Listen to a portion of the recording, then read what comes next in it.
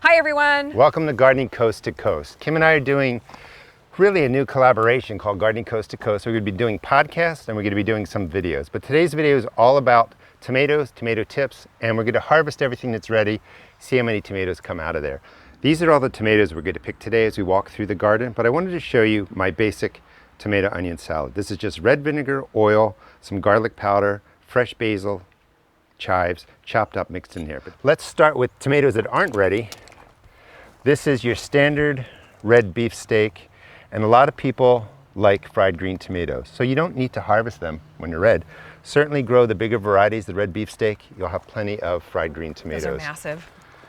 And over here we've got some ripe Marglobe tomatoes, and I can't tell them. Those are early girl in the back. These are all indeterminate, and that's supersonic. So these will all continue to grow. Your indeterminate variety tomatoes grow and grow and grow until frost comes or disease comes. But let's get those out of there. Yeah, let's grab those out of here. And a good way to tell if they're ripe is, of course, if these ones are red, which they are, but if they have kind of a soft little give to them when you squeeze it. This one down here is not quite ripe, but if you're having animal or pest issues in your garden, or animal issues mainly, you can pick them at first blush and then ripen them on your counter.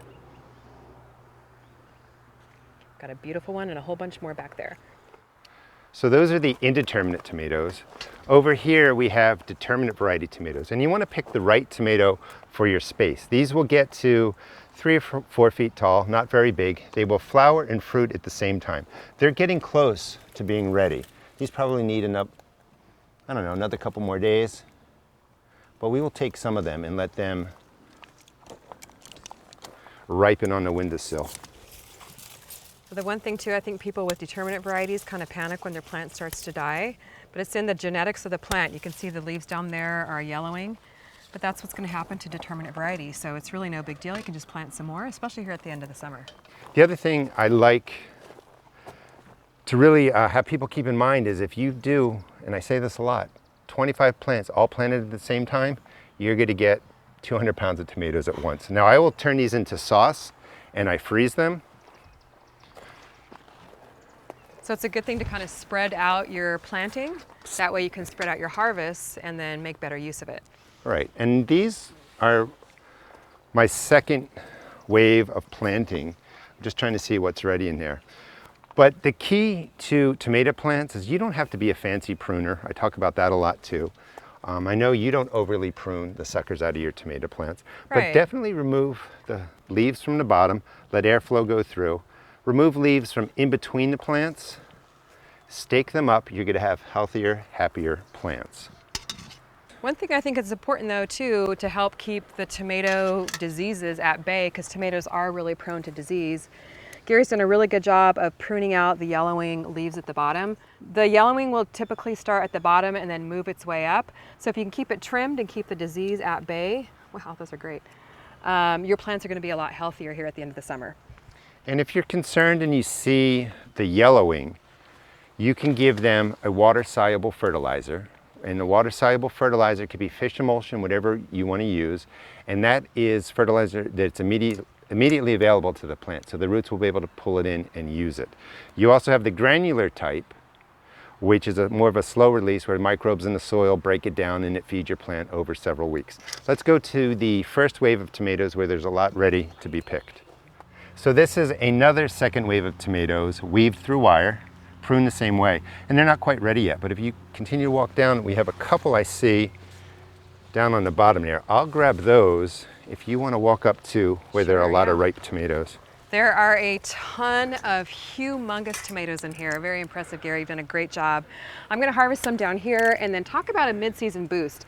About halfway through the summer, which is about maybe July or so, sometime in July, after you harvest and prune your tomatoes, you definitely want to do a mid-season boost. Gary talked about the water-soluble fertilizer.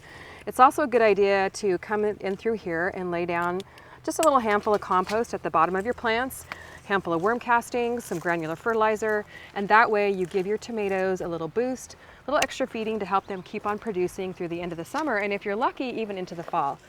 So it's a good way to kind of give them what they need and keep the harvest rolling in. Now over here are the Lemon Boy tomatoes. And the other thing people are concerned about too is what fertilizer to use. Any granular fertilizer that has an NP and K of like 555, up or down a couple of numbers, like a 354 or 621, whatever, is good enough for your garden. You don't have to overthink the numbers on your fertilizer, just scatter it around like you said. And mid-season is great. You can also, if these continue to do well, maybe towards the end of August, give them another boost. That's right. And in California, we may have some tomatoes that grow over the winter time, and you can keep on pruning them, keep on harvesting, keep on giving them those extra fertilizers, and you might get a few that grow all winter long in a warm climate. That's one of the things I like about Gardening Coast to Coast, because our zones are very different, and you can keep going through late fall and winter. So when my tomatoes are going to die out from the frost, yours might just need that hard pruning, big feeding, and they're going to continue to produce. That's right. It's a ton of tomatoes, Gary. How about we make some sauce for eggplant parmesan? Yeah, that's actually what I do with most of these. I'll get 100 pounds. I just sauce them down and freeze everything. Nice, keeps it easy. Yeah, and as you take these out, you might notice some white on here. That is my baking soda spray. And I always stress, you don't want to, of course you can spray when a disease or problem shows up, but try and spray, before the disease shows up. And the way that I recommend doing that is take notes, know when your leaf spot or early blight or pests come, and preventatively spray. So these get sprayed about every 2 weeks with a baking soda spray. If there's an emergency, I do more. So already probably 30 tomatoes here. Yeah. So should we head back and see if we can find some more? Let's get the rest. Sounds good. So these are my vertical towers. The heat's been really bad and I was away. So a lot of them are getting beat up because I just haven't been watering them the right way. And perfect example, these are all determinate tomatoes, mostly cherry varieties, smaller varieties. So we'll harvest, we'll pull everything out, and then there'll be room to plant something else. So we can get harvest late summer into the fall. Right, now I'm just looking for, here's a good example of blossom end rot. Now this is not typically a fault, like you don't get this because you make a mistake. Sometimes your container plants, they don't get enough water, they may not have calcium, but it's really a watering issue where the root system dries out, like when I was away, and they can't pull the calcium in. So the tomato starts browning out. You can cut this off, still use it for sauce, but when you see this, don't panic, get to a regular watering routine. You could add some calcium if you want lime or anything else, and the future tomatoes will do better. Now with the determinate variety, these are all dying out, so there's no need to treat for that, but just keep it in mind if it's happening with your other tomato plants. That's right, and then you can plant another quick growing crop here like cucumbers. We might pop some more basil in here. Yeah, maybe we'll do a basil tower. Yeah, make good use of your space. Don't stop planting yet. I even mix the green tomatoes into my sauce. That's a good idea. A little tip for ripening green tomatoes, you can bring them inside and put them in a paper bag with bananas, or just layer them in between cardboard or in between a newspaper in a cardboard box, and then they'll ripen up that way inside the house. So I have in a container over here, Tiny Tim tomatoes. I love Tiny Tims. Yeah, these are determinate variety too, and these are ready to get picked. You know, this has been completely neglected. Weeds are coming in, but you're still getting tomatoes out of there. Beautiful. So again, you don't have to be perfect. You can sometimes gently neglect your plants, or harshly, like in this case, and you still get tomatoes. And you want to be looking for spots and stuff. You don't want those, but you can take the other ones, use them as you wish. Yeah, life happens sometimes. You don't always have time to get out here.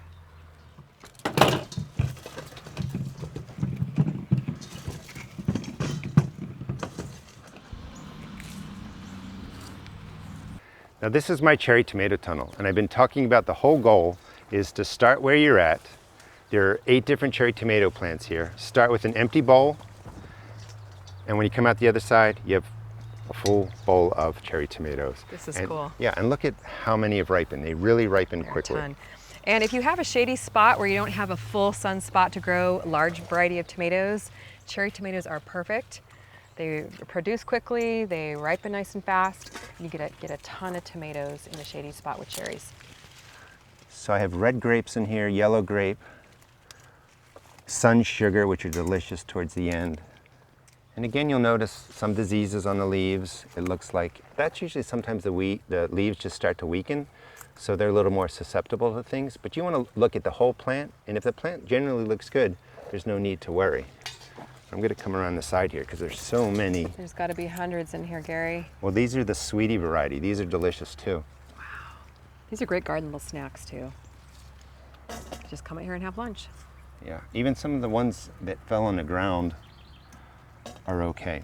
Now with cherry tomatoes, if you've kind of missed watering or it's been a drought and you give them a ton of water from your hose, your sprinkler or whatever, sometimes they split. And that just happens because they're pulling in water so quickly, the tomato expands more quickly than the skin can kind of grow. So you get that split in there. Some varieties are more susceptible to that. So if you get a variety that splits a lot, you're going to have to toss that variety next year and pick something new.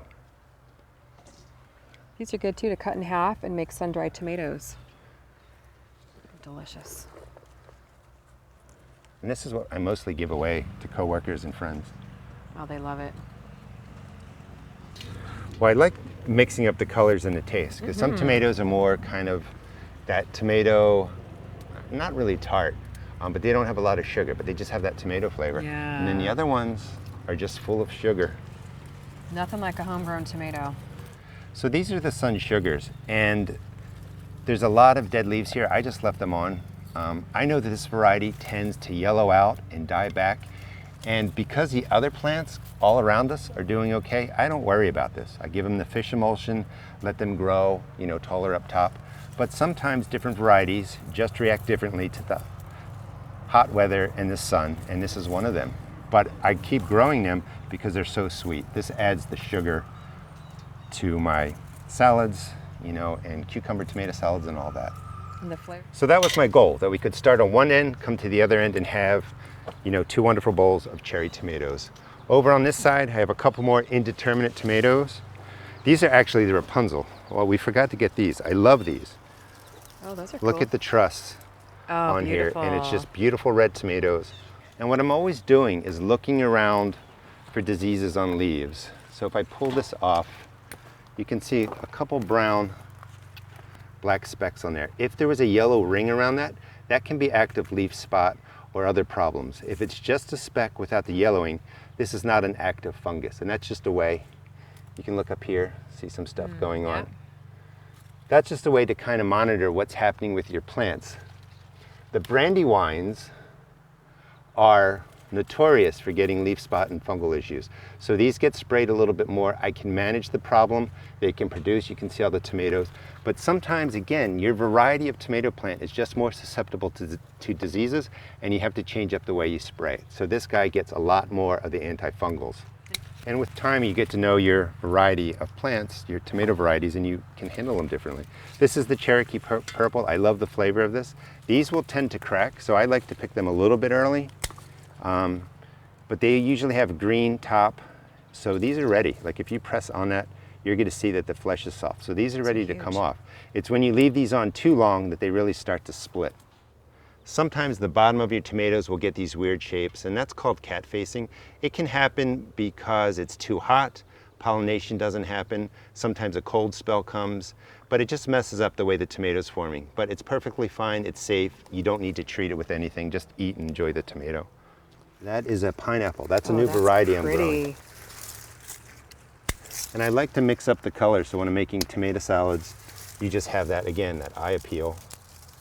Look at the difference of the color. This is a beautiful tomato. And this is the Cherokee Purple that looks really good. So this one is perfectly ripe. The green is turned more of a kind of a mahogany color, but don't let it go much past that because it's going to start to split. Here is your bowl. Let's take these over to the table. This is getting heavy too. Yeah, it is heavy.